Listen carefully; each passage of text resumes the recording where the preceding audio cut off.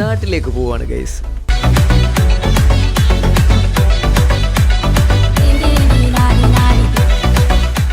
അതെ ഗൈസ്, കുറേ നാളിന് ശേഷം നാട്ടിലേക്ക്.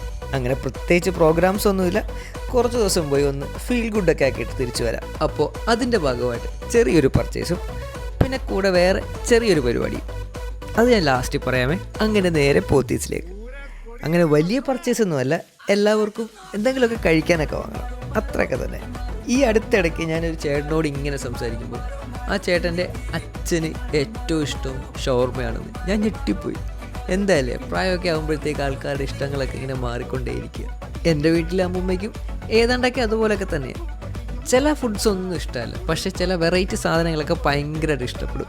അങ്ങനെ ചാടി നടന്ന് ഓടി നടന്ന് എന്തൊക്കെയോ ചെറിയ കുറച്ച് സാധനങ്ങളൊക്കെ വാങ്ങിച്ചു. ഇടയ്ക്ക് വീട്ടിലേക്ക് വിളിച്ചിട്ട് അമ്മ എന്തെങ്കിലും വേണമെന്ന് ചോദിച്ചപ്പം 5 ലിറ്ററിൻ്റെ തുണി കഴുകുന്ന ഒരു ലിക്വിഡ് വേണമെന്ന് മാത്രമാണ് അമ്മ പറഞ്ഞത്. അമ്മയാണെങ്കിൽ എൻ്റെ വിളി കാത്തിരുന്ന പോലെ ഉണ്ടായിരുന്നു. പിന്നെ ഞാൻ വീട്ടിൽ അത്യാവശ്യം നല്ല ചിലവുള്ള കുറച്ച് സാധനങ്ങളൊക്കെ വാങ്ങി. ഞങ്ങളുടെ വീട്ടിൽ അരിയേക്കാൾ കൂടുതൽ പഞ്ചസാരയ്ക്കാണ് ചിലവെന്ന് എനിക്ക് പലപ്പോഴും തോന്നാറുണ്ട്. വീട്ടിലേക്ക് എല്ലാവർക്കും കഴിക്കാനുള്ളതൊക്കെ വാങ്ങുമ്പോൾ നമ്മുടെ ടോബിയെ മറക്കാൻ പാടില്ലല്ലോ. അങ്ങനെ അവനും വാങ്ങി 1-2 സാധനം. അങ്ങനെ ഗ്രോസറി എല്ലാം കഴിഞ്ഞു. ഇനി 1-2 സാരി നോക്കണം. സാരി വേണോ അമ്മയെന്ന് ചോദിച്ചപ്പോൾ വേണ്ടെന്ന് അപ്പം തന്നെ മറുപടി പറഞ്ഞു. സാരി മാറി ചുരിദാറിലേക്ക് മാറിയ ശേഷം അമ്മയ്ക്ക് ഇപ്പോൾ പഴയ പോലെ സാരിയോട് അത്ര സ്നേഹമൊന്നുമില്ലെന്ന് തോന്നുന്നു. പക്ഷേ എന്തായാലും ഞാൻ 2 സാരി വാങ്ങി. ഒന്ന് മാമിക്കും ഒന്ന് അമ്മയ്ക്കും.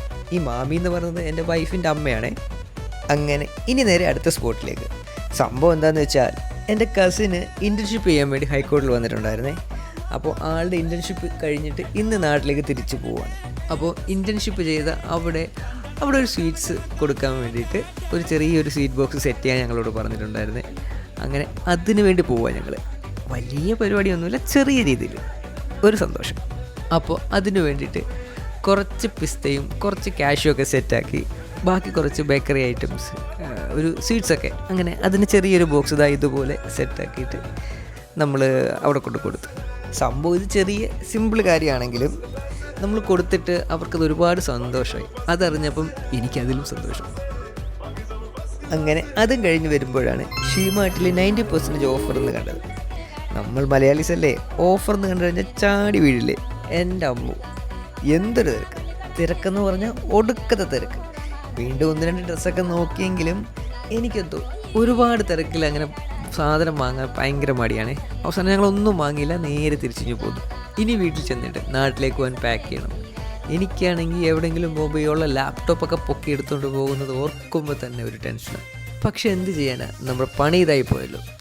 അങ്ങനെ പാക്കിങ്ങും ചെയ്ത് പതുക്കെ ഞങ്ങൾ ഇറങ്ങി. അപ്പോൾ ഇന്ന് ഇത്രയേ ഉള്ളൂ. ബൈ.